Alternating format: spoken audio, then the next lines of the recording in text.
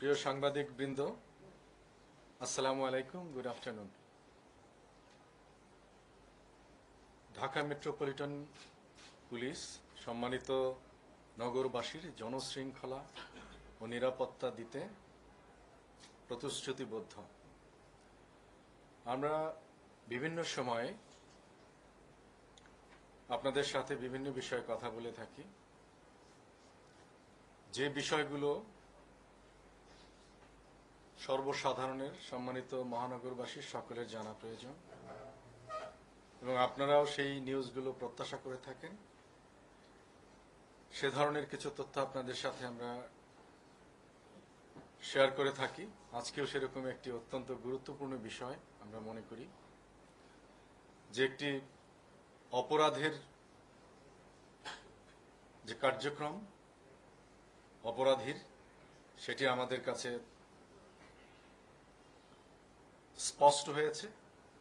আপনাদেরকে সেই বিষয়ে আমরা অবগত করার চেষ্টা করব।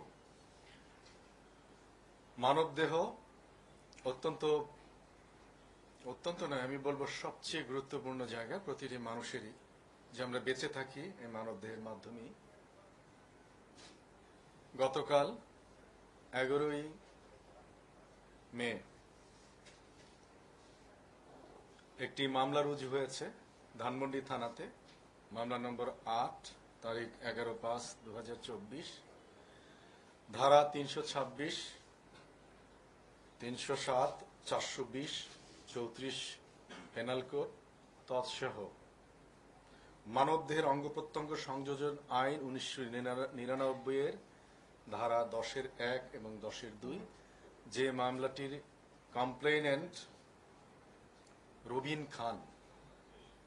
রবিন খান যে অভিযোগ করেছেন, সেই অভিযোগ এবং তথ্যের ভিত্তিতে গতকালই ইবনে সিনা হাসপাতালের সামনে থেকে অভিযোগের ভিত্তিতে দুজন আসামিকে গ্রেপ্তার করা হয়। এই যে মামলাটি রুজু করা হয়, মামলাটির আসামির সংখ্যা, এফআইআর নামীয় আসামি 6 জন এবং সেই সাথে অজ্ঞাত 10-12 জন। তদন্ত করার পরে অত্যন্ত লোমহর্ষক এবং অমানবিক কিছু আচরণের কার্যক্রম এবং বহিঃপ্রকাশ ঘটেছে বলে আমাদের কাছে প্রাথমিকভাবে প্রতীয়মান হয়েছে, এবং যে সম্পর্কে আমাদের সকলকে সজাগ থাকা প্রয়োজন। বিধায় আপনাদেরকে বিষয়টি আমরা বিস্তারিত অবগত করার চেষ্টা করব।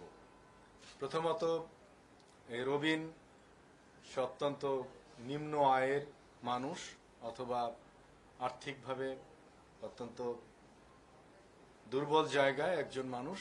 তার যে দুর্বলতা পুঁজি করেই এই ঘটনাটি ঘটেছে। সে মিরপুরে গত 2023 সালের এপ্রিল মাসে জনৈক মাসুম নামে এক ব্যক্তির সাথে পরিচয় হয়। পরিচয় হওয়ার পর থেকে তার সাথে কয়েকদিন কথাবার্তা হয়। কথাবার্তা হওয়ার পরে তাকে বোঝানো হয় যে মানবদেহে 2টি কিডনি রয়েছে, এই 2টি কিডনির প্রয়োজনীয়তা অপরিহার্য নয়। তার কারণ আমাদের হার্ট একটি, লিভার একটি, সেটিতে চলে, এটি একটি হলেও চলে। কিছুদিন কথাবার্তা বলার পরে তাকে, আমি দুঃখিত, প্রথমে তার সাথে কথাবার্তা হয়, তাকে চাকরি দেওয়ার কথা বলা হয়, যেহেতু সে আর্থিকভাবে অনটনে ছিল, যে তাকে ভারতে তার ব্যবসা প্রতিষ্ঠান আছে, সে ব্যবসার জন্য নিয়ে যাবে। সেইভাবে তাকে বলা হয়, তার পাসপোর্ট করা হয়।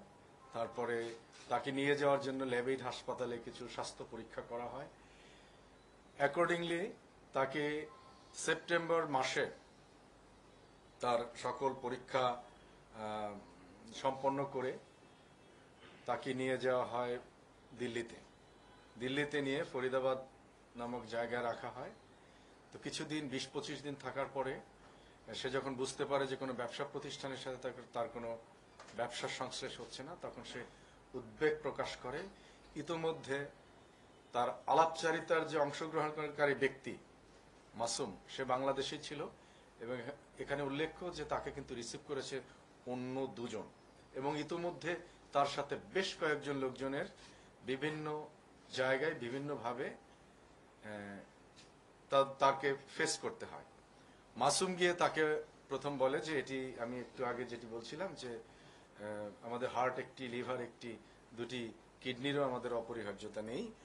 সেভাবে বলে তাকে একটি কিডনি বিক্রি করার জন্য সে প্রলুব্ধ করে এবং সেই সাথে সাথে চাপও সৃষ্টি করে। তো পরবর্তীতে যেভাবেই হোক সে রাজি হয়। রাজি হওয়ার পরে তাকে নিয়ে যাওয়া হয় দিল্লির এশিয়ান হসপিটালে। সেখানে তাকে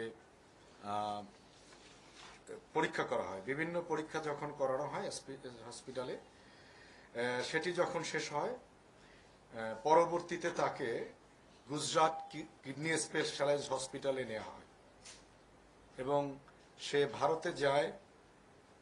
তার পরিচয় এপ্রিল মাসে, কিছু টেস্ট হয় সেপ্টেম্বর মাসে। সে ভারতে যায় 2023 সালের 22 ডিসেম্বর।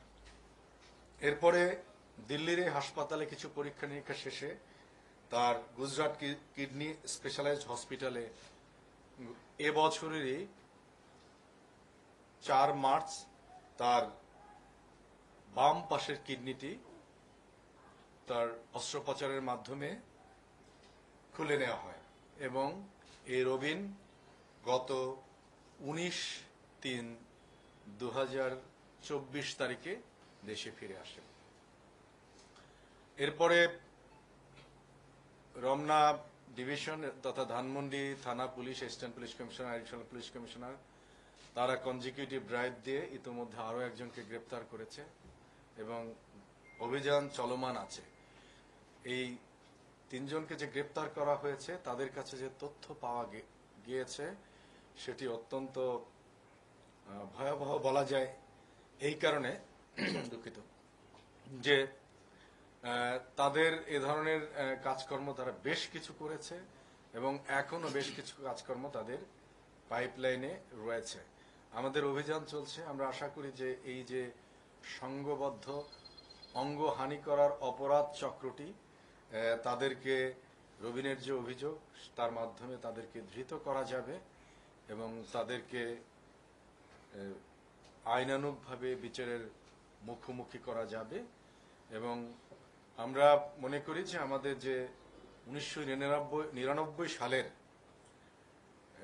মানব দেহের অঙ্গ প্রত্যঙ্গ সংযোজন আইন যেটি রয়েছে, সেই আইনের যে অপরাধ, সে অপরাধ যাতে কেউ সংগঠিত করতে না পারে, যেন আমাদের প্রান্তিক মানুষদের কেউ ফুসলিয়ে বা ভুলিয়ে ভালিয়ে কোনোভাবে তারা অঙ্গহানি করতে না পারে, সেই বিষয়ে সকলে যেন সজাগ থাকে। সকলের জননিরাপত্তা, জনশৃঙ্খলা সহ প্রত্যেকটি মানুষের তার দেহের যে নিরাপত্তা সেটিও যেন যথাযথ থাকে, সেটি আমরা প্রত্যাশা করি। এ বিষয়ে সকল মানুষের আমরা সচেতনতার প্রত্যাশা করি। আপনাদের মাধ্যমে আমরা চাই যে প্রতিটি মানুষ যেন দেশের প্রচলিত আইনের মধ্যে থাকে এবং তাদের স্বাস্থ্য এবং দেহের সুরক্ষা থাকে। সবাইকে ধন্যবাদ।